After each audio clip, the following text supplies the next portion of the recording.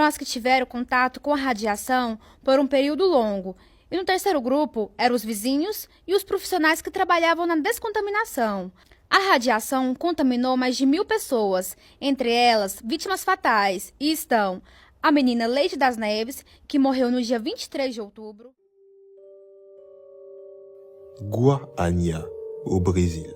Nous sommes en 1987. Une ancienne clinique de radiothérapie est abandonnée.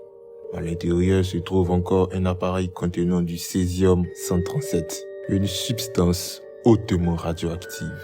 Deux récupéreurs de métaux le démontent pour le revendre. Ils découvrent une capsule à l'intérieur, une poudre d'un bleu lumineux.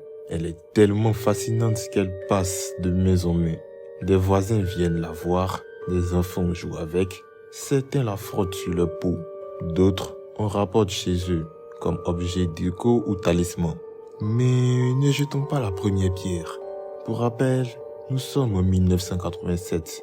À cette époque, tu découvres un objet bleu lumineux, ton premier réflexe est de le manipuler sans même prendre tes précautions. Quelques jours plus tard, les premiers vomissements apparaissent, puis des brûlures, suivies de pertes de cheveux. Les médecins pensent d'abord à une maladie mystérieuse, mais le véritable ennemi est invisible. Ni odeur, ni couleur, ni goût. Je parle bien sûr de la radioactivité. Lorsque les autorités comprennent enfin ce qui se passe, des centaines de personnes sont examinées, des maisons sont démolies, des tonnes de terre contaminée sont retirées. 4 personnes meurent des suites d'une exposition aiguë aux radiations, tandis que de nombreux autres subiront des effets durables.